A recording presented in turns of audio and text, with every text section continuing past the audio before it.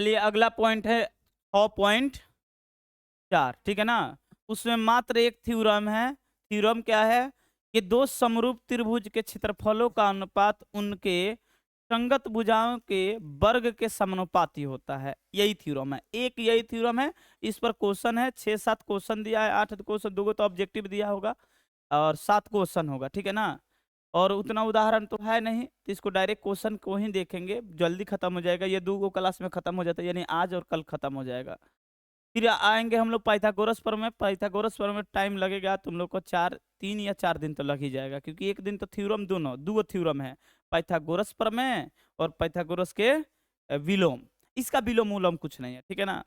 बोला है क्या थ्योरम कर रहा है कि दो त्रिभुज है, दो त्रिभुज है और दोनों त्रिभुज क्या है, समरूप है। दो त्रिभुज है, दोनों त्रिभुज, अच्छा, दो त्रिभुज के क्षेत्रफलों का अनुपात उनके संगत, अच्छा यहाँ पर दो समरूप त्रिभुज के क्षेत्रफलों का अनुपात उनके संगत भुजाओं के अनुपात के वर्ग के बराबर है। हमने जो बोला वही चीज को लिखा है कि दो समरूप त्रिभुज उनके क्षेत्रफलों का अनुपात, यानी क्षेत्रफल को जो हम बाटा करते हैं तो संगत भुजाएं के वर्ग के क्या होता है, समानुपाती होता है। अगर संगत भुजा 5:8 है तो क्षेत्रफल कितना हो जाएगा, 25:64। कितना हो जाएगा, 64। 3:4 है तो क्षेत्रफल कितना हो जाएगा, 9:16। कोई दिक्कत। अब उल्टा करके देखिए तो क्षेत्रफल है 9:16, तो भुजा क्या हो जाएगा, तो वर्गमूल निकाल लीजिए, 3 कितना 4। और इससे ऑब्जेक्टिव क्वेश्चन तो फिक्स है, पूछेगा ही पूछेगा, फिक्स है पूछेगा। तो पहले थ्योरम समझते हैं, थ्योरम को बनाते हैं, उसके बाद आगे क्या पूछेगा नहीं पूछेगा तो बात का बात है। पहले थ्योरम समझते हैं। और थ्योरम में ज्यादा मतलब बहुत हार्ड नहीं है थ्योरम, लेकिन लंबा है। लंबा क्या है, सबसे पहले हम तो दो वृत्त बना रहे हैं, दो त्रिभुज बना रहे हैं, वृत्त नहीं, दो त्रिभुज हमने बना लिया। एक त्रिभुज ये है,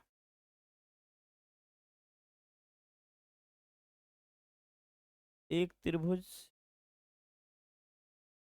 ये ले लेते,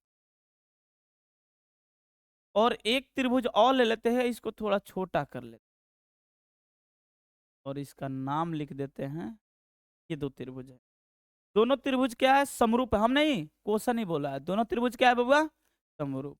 तो इसका नाम ए बी और इसका नाम क्या लिखते हैं, सी। और ये है पी क्यू आर, ठीक है बबुआ, ये तो बन गया।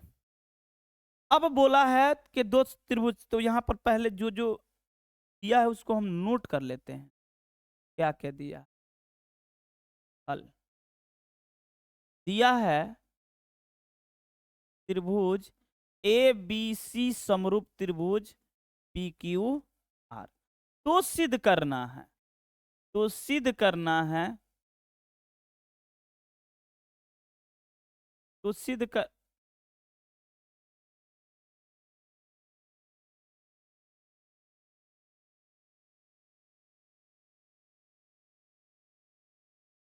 तो सिद्ध करना है, सिद्ध करना है कि क्या सिद्ध करना है बबुआ, त्रिभुज ए बी सी का क्षेत्रफल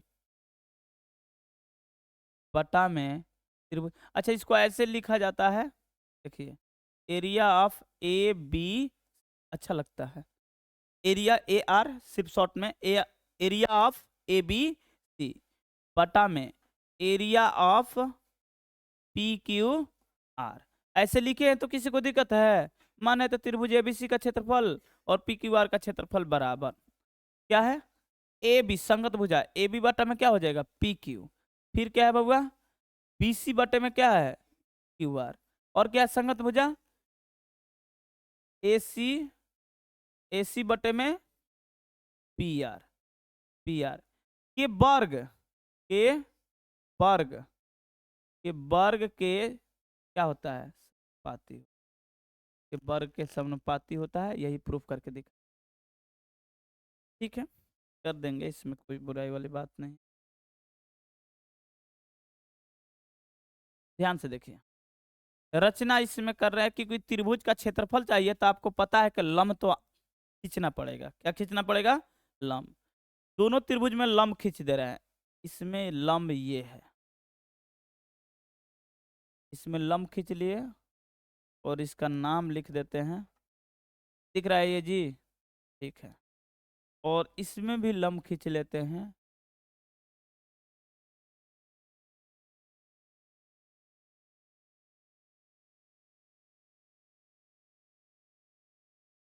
और इसका नाम लिख देते हैं इसमें डी, और यहाँ पर लिख देते हैं पी क्यू।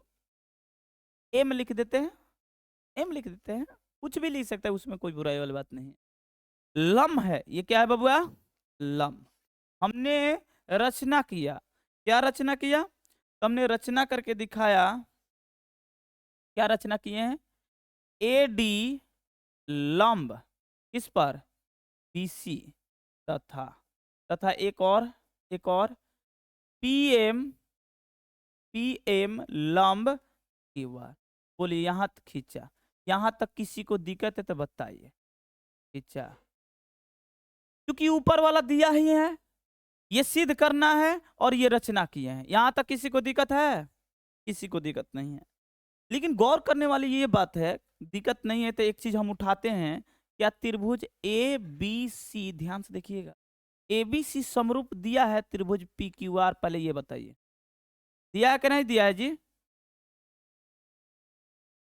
इसका यूज करेंगे, पी, त्रिभुज पी क्यू दिया है तो यूज करते हैं, देखते हैं क्या हो रहा है। क्या ए बी बराबर, ए बी बटा में पी क्यू होगा? जल्दी से बताते चलिएगा। संगत भुजा क्या होती है? समानुपाती होती है।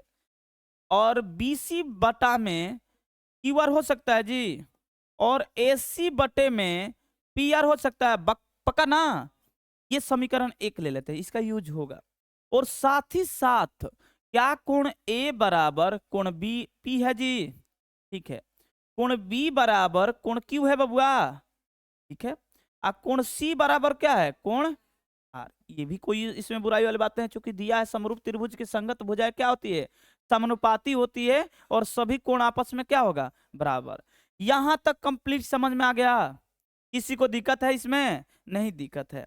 अब प्रमाण उठाते हैं, देखिएगा ध्यान से। प्रमाण तो थोड़ा साइड कर लेते हैं, करेगा जगह रहेगा तो।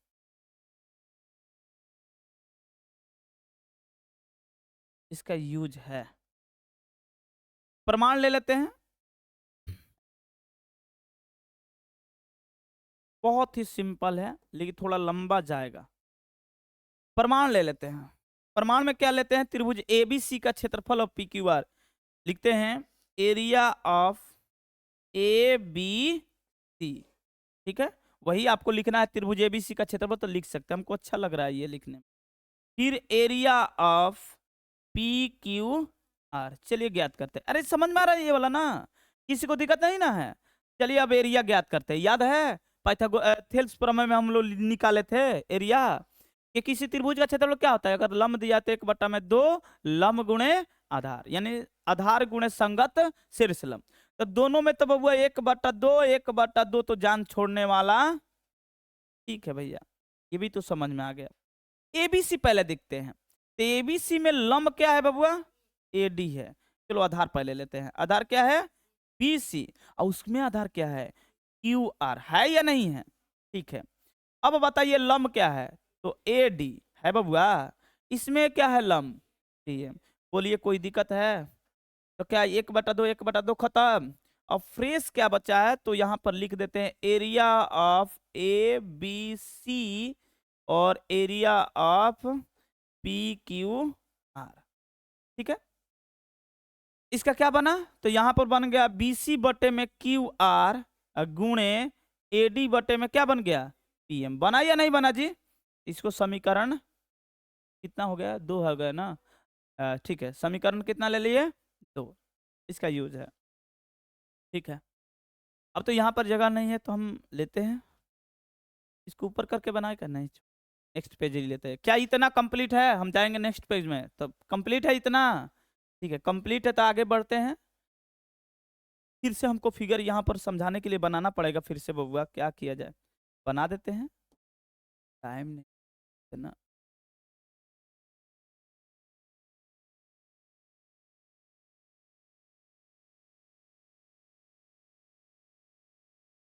और इसको एक कॉपी कर लेते हैं और ऐसे यही ना था जी, ऐसा ही ना था।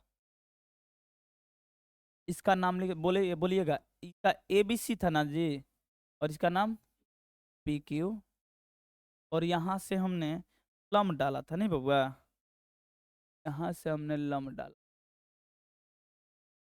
और यहाँ ये है D था और ये M था, सही है ना। अब थोड़ा सा यहाँ लॉजिक लगाना, क्या ये वाला कोण इस कोण के बराबर था, ये वाला कोण इस कोण के बराबर है, और ये वाला कोण इस कोण के, छोड़ो इससे मत, क्या ये 90 डिग्री है, ये 90 डिग्री है, ठीक है। पुनः पुनः उठाते हैं, ध्यान से देखिएगा। एक त्रिभुज ये वाला उठा रहा है, ये वाला दिख रहा है छोटा वाला, चलिए इसको हाईलाइट करके दिखाते हैं ताकि आप लोग को समझ में आ जाए कौन सा लिए। ये वाला त्रिभुज ले रहा है, दिख रहा है जी, और फिर एक त्रिभुज इसमें ये वाला ले रहा है। आप कोई भी ले सकते हैं, दूसरा भी ले सकते हैं, इसमें कोई बुराई वाली बात नहीं है, कोई भी ले सकते। ध्यान से देखिएगा, त्रिभुज उठाइए, तो त्रिभुज बोलिए तो क्या उठा लें, त्रिभुज ABD, तथा दूसरा त्रिभुज उसमें बताइए PQM। किसी को दिक्कत बबुआ, ठीक है PQM, यहाँ तो किसी को दिक्कत नहीं है। क्या कोण B बराबर कोण Q है, कोई पूछेगा रीजन बताइए तो हम बोल देंगे दो त्रिभुज समरूप है। यहाँ पर रीजन लिखना ही है तो लिख सकते हो ABC समरूप त्रिभुज PQR, वो समझ जाएगा कि इसी रीजन से हुआ है, ठीक है। एक कोण भगवान के दया से बन जाए तो बात बन जाएगा। एक कोण आपको दिख रहा है, कोण D बराबर कोण M बराबर कितना डिग्री, तो आप क्या बोल सकते हैं, एंगल एंगल समरूपता, समरूपता नियम, समरूपता नियम से क्या बन गया, त्रिभुज ABD समरूप त्रिभुज PQM।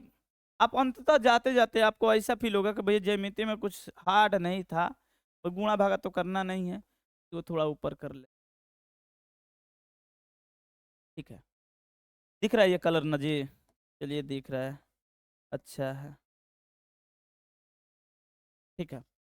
अतः आप क्या लिख सकते हैं, जल्दी से हमको बता दीजिए, संगत भुजा समानुपाती होता है तो तीन भुजा नहीं लेना है, जो यूज है वही लेना है। चलिए इसमें AB लीजिए, इसमें क्या लेते हैं AB, तो कर्ण हो गया बबुआ, उसका कर्ण क्या है PQ बराबर, इसमें लंब लीजिए क्या है AD, और उसका लंब क्या है PM, क्या है PM, छोड़ दो, तीसरा लेने से कोई फायदा नहीं, हमको यही जरूरत है। इसको समीकरण क्या ले लीजिए 3। अब गौर कीजिए समीकरण 2 पर ध्यान दीजिए, समीकरण 2 में 2 में AD बटा पे PM का मान रखने, बोलिए ये कैसे भैया, अब गौर से देखिए, समीकरण 2 में AD बटे में क्या है, AD बटे में क्या है बबुआ PM, ठीक है। एक काम और कर लेते हैं, इसमें एक काम और कर लेते हैं, ध्यान से देखिएगा, एक काम और मेरे को मन कर रहा है कर ले, क्योंकि यहाँ पर फायदा होगा, थोड़ा नीचे घिसका लेते हैं, और एक काम और तो बनता है। क्या आप लोग ध्यान से देखिएगा, AB को AB बटे में PQ को क्या क्या लिख सकते हैं, तो AB बटे में PQ को BC बटे में QR लिख सकते हैं, लिख सकते हैं, या AC बटे में क्या लिख सकते हैं PR, नहीं समझे तुम लोग, अरे AB बटे में क्या लिख सकते हैं, AB बटे में PQ को लिख सकते हो ये वाला, और इतना बराबर इतना, तीनों आपस में क्या है बराबर है, जो यूज करना है कर सकते हो। तो हम यहाँ कर क्या रहे हैं, इस AB को बना दे रहे हैं BC बटे में QR, BC बटे में क्या बना लेते हैं QR, अब बराबर, अब बोलिएगा क्यों भैया ऐसा कर रहे हैं, हम बता रहे हैं QR, और यहाँ पर लिख दीजिएगा कि AB बटे में PQ बराबर BC बटे में QR बराबर AC बटे में PR था, और इस तरीका से हमने, या समीकरण 1 से, माने तो समीकरण 1 से भी लिख सकते हो, डायरेक्ट समीकरण 1 से, ये बराबर हो गया। अब समीकरण 2 में पुट कीजिए, तो समीकरण 2 में क्या है, तो समीकरण 2 में क्या है जी,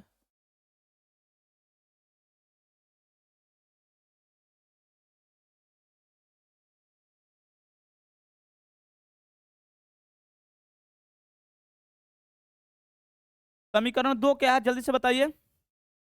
तो area of A B C था और area of P Q R था बराबर, और इधर था बी सी बटे में क्यू आर, और इधर था ए डी बटे में पी एम। एक बार देख लीजिए कहीं गलत तो नहीं ना लिखे हैं।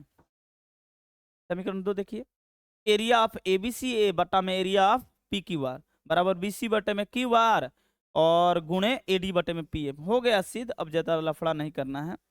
क्या एडी के स्थान पर, इसके स्थान पर ध्यान से देखिए, एडी बटे में पीएम, एडी बटे में पीएम, एडी के स्थान पर क्या लिख सकते हैं, बीसी लिख सकते हैं, बीसी बटे में, इसको रफ करते हैं और यहां पर लिखते हैं बीसी बटे में, लिख लेते हैं बीसी, बीसी बटे में क्यू, बीसी बटे में क्या लिख सकते हैं क्यू आर। अब देखिए क्या हो गया प्रूफ, देखते हैं प्रूफिंग में हमने क्या किया। हमने किया प्रूफ में, हमने पूरा प्रूफ किया कि area of A B C हो गया प्रूफ बटा में area of P Q R बराबर, क्या हमने प्रूफ किया, बीसी बीसी, बीसी का स्क्वायर हो जाएगा जी बटा में क्यू आर का स्क्वायर। हमने कर दिया प्रूफ। अरे देख लो, संगत भुजा क्या होती है, समानुपाती होती है, तो यहाँ से बीसी बटे में क्यू आर का होल स्क्वायर आ गया, त्रिभुज का क्षेत्रफल। अब समीकरण 1 का यूज कीजिए, बीसी बटे में क्यू आर को क्या लिख सकते हैं, बीसी बटे में क्यू आर को क्या लिख सकते हैं, ए बी बटे में पी क्यू लिख सकते हैं, या एसी बटे में क्या लिख सकते हैं, पी आर लिख सकते हैं, स्वतंत्र है।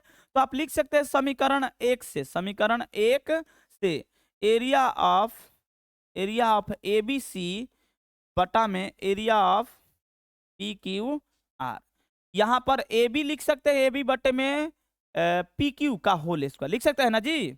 देखिए बीसी के स्थान पर क्या लिख सकते हैं, ए बी बराबर, बीसी तो लिख ही सकते हैं, कोई दिक्कत वाली बात नहीं है, क्यू आर का होल स्क्वायर बराबर, इसके जगह और लिख सकते हैं ए सी बटे में पी आर का होल स्क्वायर।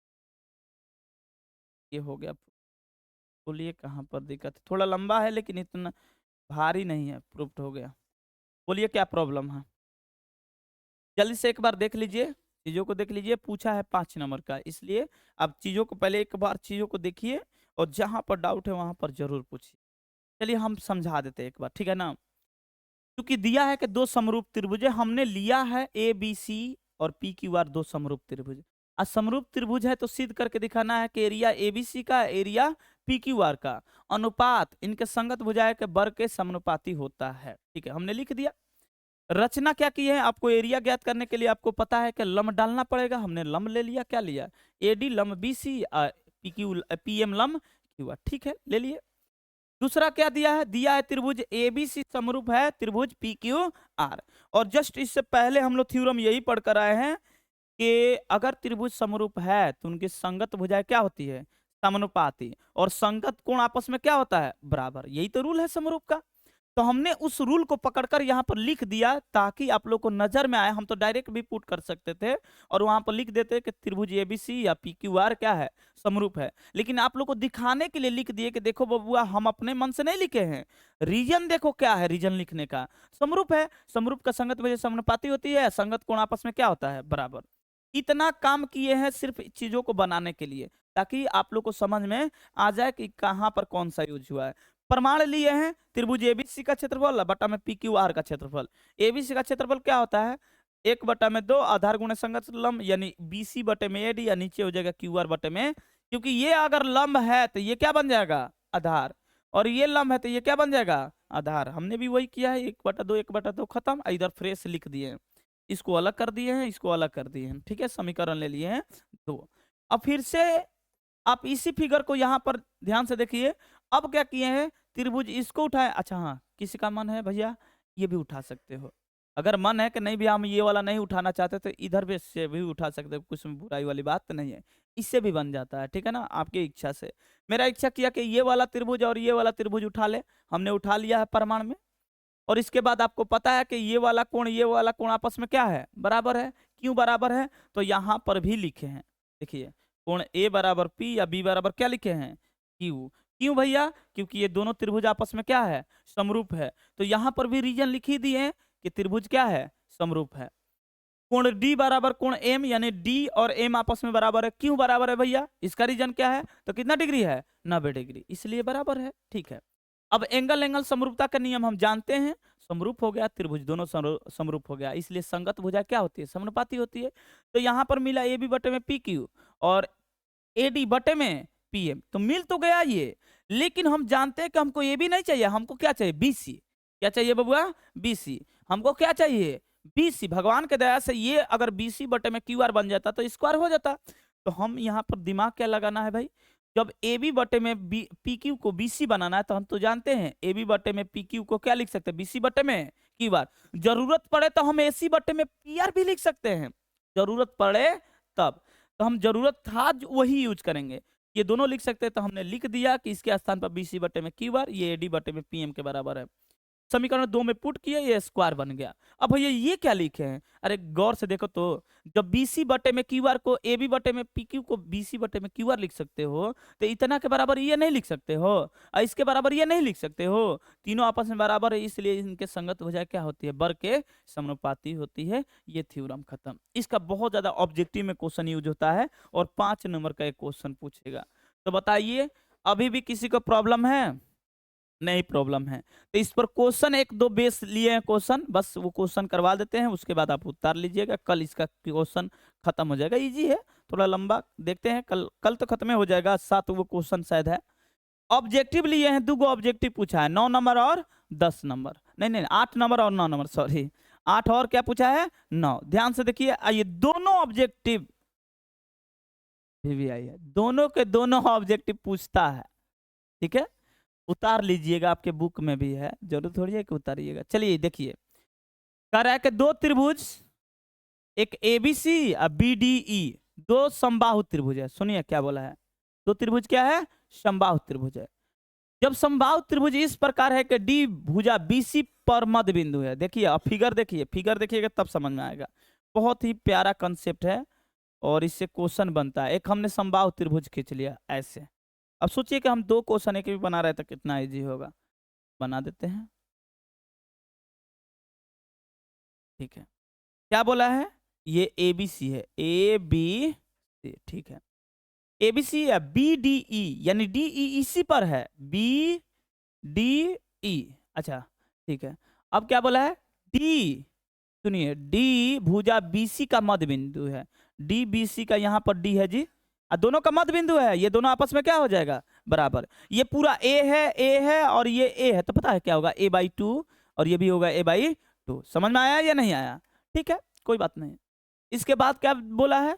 इसके बाद बोला है त्रिभुज ए बी सी और इतना, अच्छा डी है, त्रिभुज डी ई भी शामिल है ना जी, ई भी शामिल है।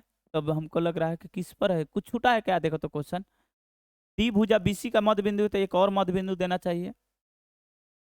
बी डी ई अब इधर इधर तब होगा, तब ई इधर होगा। देखो यहाँ पर दिया है, चाहे चाहे चाहे चाहे छोड़ दो, तो इसको नीचे कर लेते हैं। चलो नहीं नहीं समझ, इधर देखो, इसी के संदर्भ में ऐसे हम त्रिभुज बना लेते हैं। ई यहाँ पर क्या ले लेते हैं? ई अंदर नहीं लेते हैं, बाहर ले लेते हैं। तो बी डी ई एक क्या है? ये भी समबाहु त्रिभुज है। ये भी क्या है? समबाहु त्रिभुज।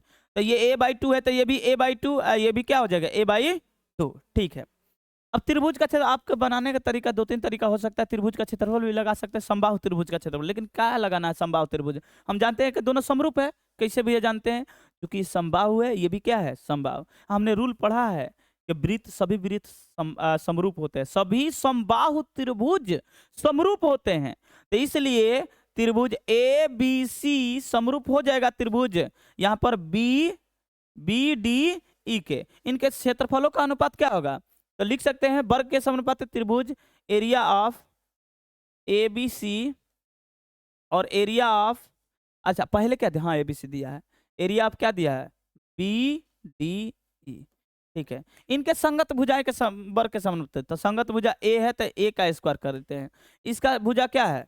a/2 का होल स्क्वायर है। ठीक है, अब इसको हल कीजिए, a² और इसको कीजिए तो ए स्क्वायर बटे में 2 दूनी का 4 हो जाएगा जी।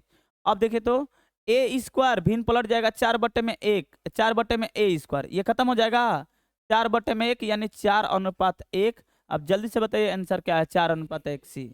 इसका सही जवाब क्या होगा, सी। हम तो मौखिक भी बना सकते थे, मौखिक सुनिए कैसे बना। जब मध्य बिंदु दे दिया तो हमको पता चल गया कि 4:1 ही होने वाला है। ऐसा क्यों भैया, क्वेश्चन को ध्यान से देखिए, एबीसी दिया है बबुआ, तो एबीसी के मध्य बिंदु डी है, एबीसी में बीसी के मध्य बिंदु।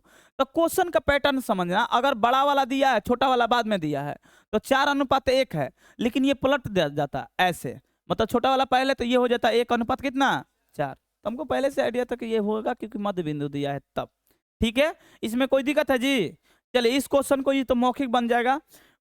बोला है दो त्रिभुज की भुजाएं 4:9 है, तो उनके अनुपात में है, तो इस त्रिभुज के क्षेत्रफलों का अनुपात।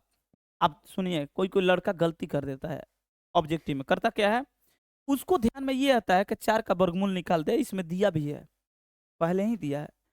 अक्सर गलती हो जाता है, उसको ध्यान में, क्वेश्चन नहीं पढ़ता है, बोलता है दो समरूप त्रिभुज पढ़ लिया, और उसको ध्यान में है क्या, क्षेत्रफल का अनुपात दिया है 4:2, क्योंकि वर्ग दिया है ना, उसको लगता है कि क्षेत्रफल का अनुपात दिया है, भुजा पूछा है, क्वेश्चन नहीं पढ़ता है।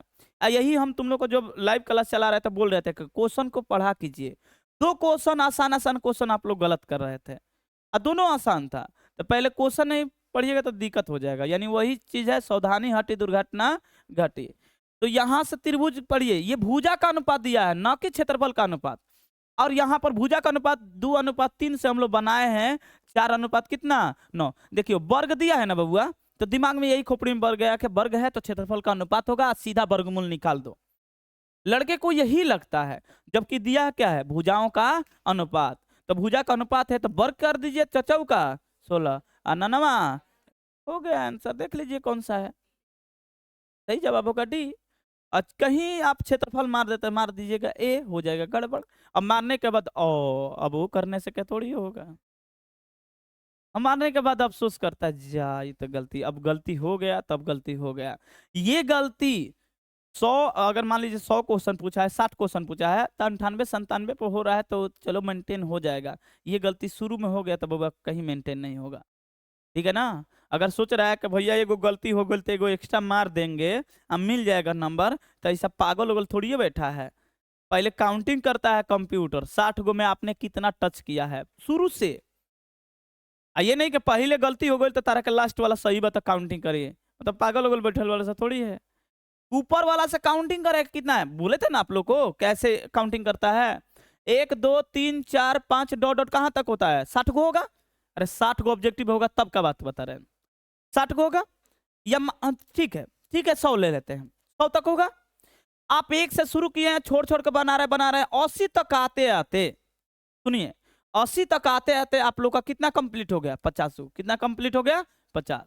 सुनिए अब मान लीजिए कि आपका यहां पर 8 नंबर गलती हो गया, 8 नंबर क्या हो गया, गलती। आप सोच रहे हैं कि 81 मार देंगे और मेरा सही हो जाएगा, तो ये बिल्कुल गलत सोच रहे हैं। आपको मिलेगा 49 नंबर, कितना नंबर 49, क्योंकि ये काउंटिंग में आ गया है। 80 तक ले आपका 50। अब इधर कंप्यूटर स्कैन ही नहीं करेगा कि आप क्या मारे हैं, ए मारे हैं कि बी मारे हैं कि सी मारे हैं, उसको समझाया गया है, क्या आदेश दिया गया है, आप पहले 50 को काउंटिंग करो और शुरू से लेकर क्रम से वो काउंटिंग कर लेगा।